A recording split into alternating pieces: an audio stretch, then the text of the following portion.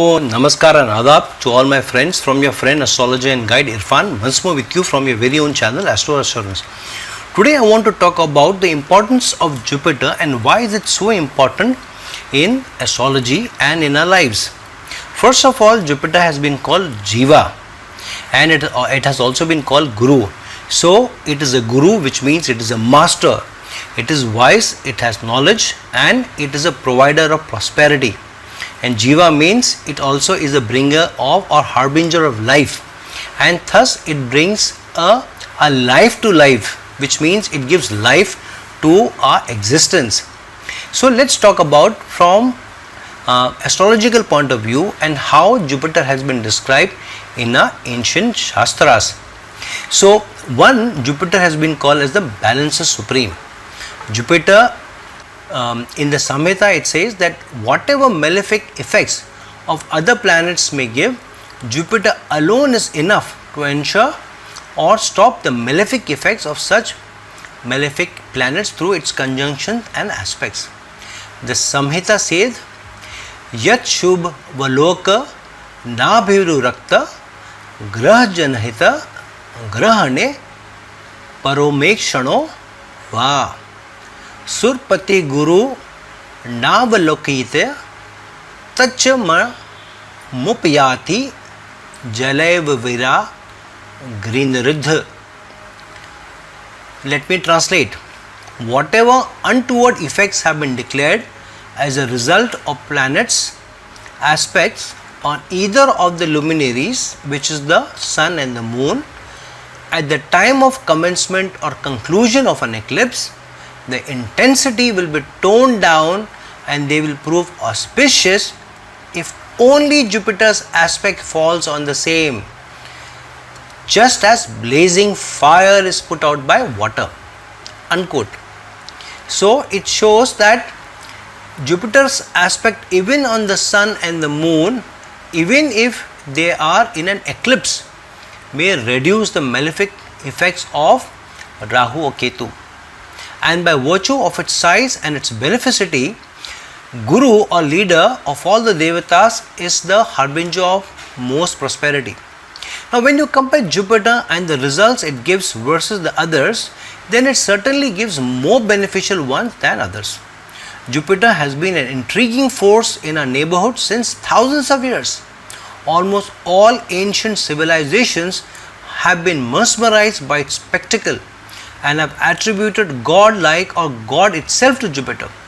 And the stories abound of the enmity of Jupiter with Saturn, and in fact the paternity of Saturn of Jupiter and other planets such as Pluto.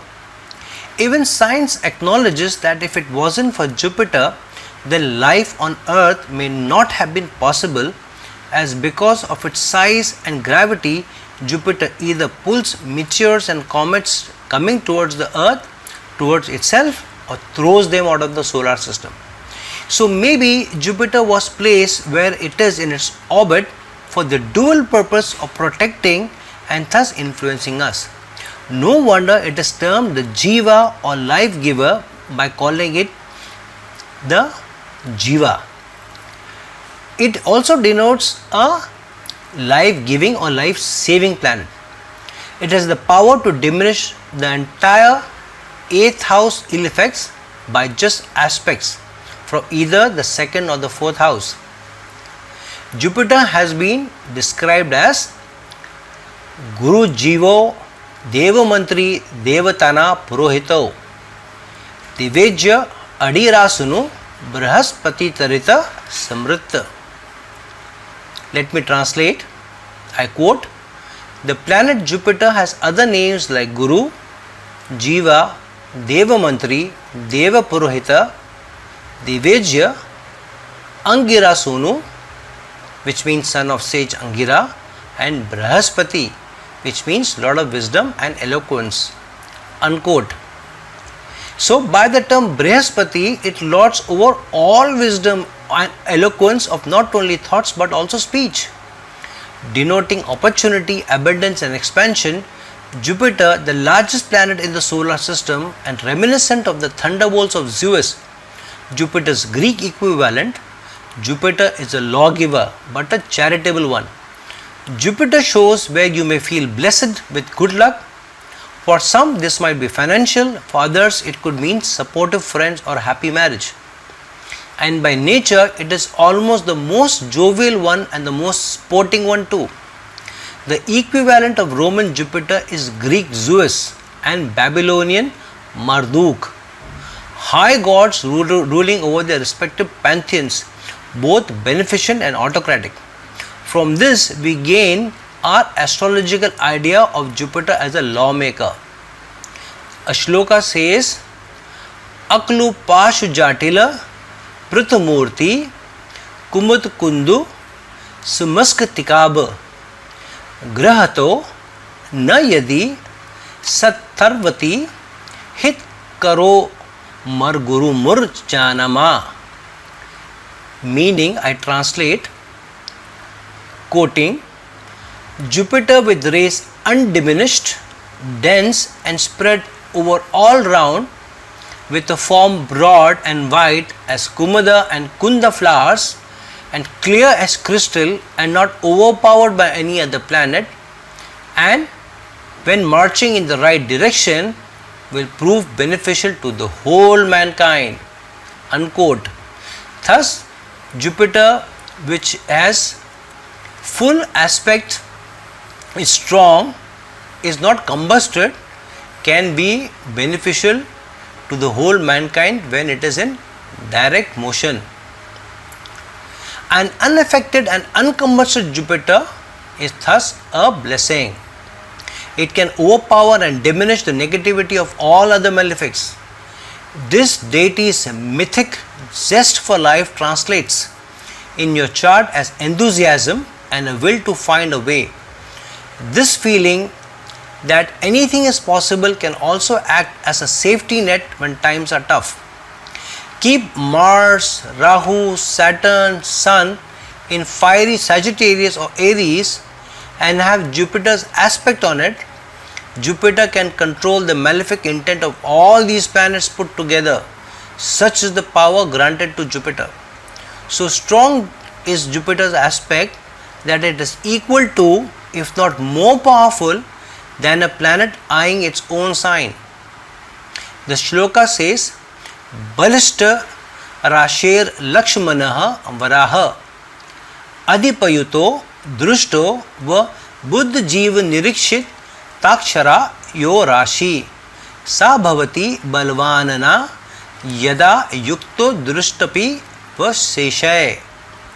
I translate, quoting, the sign that is aspected or joined by its lord, or the one that is aspected by Jupiter or Mercury, is deemed to be strong, provided it is bereft of such association with others.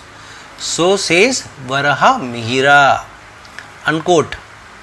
Thus, it shows that when aspected by Jupiter, any sign or its lord becomes extremely strong as long as it is bereft of any other association, which is a negative association. Thus, Jupiter brings opportunities every time it raises its head, either through its dasha, antardasha, or even pratyantardasha. Even a sukshma dasha of Jupiter is enough to ward off a pending evil on that day. These opportunities often present themselves unbidden. As Jupiter is accompanied by abundance, this can be where you show charity to others, safe in the belief that your own luck will never run out. Jupiter in conjunction with Moon and also with the Sun can give spectacular results, especially in the ascendant or 10th or 11th. And Jupiter is the planet which gives exalted in the sign that denotes the mother, caring and nurturing Cancer. And who can be more giving, more sacrificing and more caring than the mother? And Jupiter gives greatest of results sitting in Cancer with beneficity exponentially elaborated when at its exact degree of exaltation. Even when sitting in Libra, the house of its enemy Venus, say for example in the 4th house, it still gives large houses, vehicles, all the material comforts, and the wisdom not to overdo it. Compare that with the razzmatazz of Venus, and while Venus may outdo Jupiter sometimes in the materialistic aspect, it also makes one go overboard and even foolish in a stretch. And even the most malefic bow to the beneficity of Jupiter. It is well known that Saturn protects, though slows down the results as well, through its placement in a house, and Saturn destroys or forces one to bow down through its aspect. However, Saturn aspecting Jupiter in Capricorn or Aquarius will give the following results. The person will be incomparable, he will have uncomparable learning, a great person, he may be having a very authoritative position. He will have servants, quadrupeds and wealth. Quadrupeds means four-wheelers. This is a shloka from another of our astrological texts. So, even the most malefic aspect of Saturn can't force but beneficity out of Jupiter. So, Jupiter can overpower even the most grievance giving aspects of Saturn. And even the king's son is deemed to be the most beneficent only when involved with Jupiter, both through either being positioned in Jupiter's sign or through aspect. A shloka says, Sur Guru Gehe Surya Guruna Drushtis Sada Vidvana.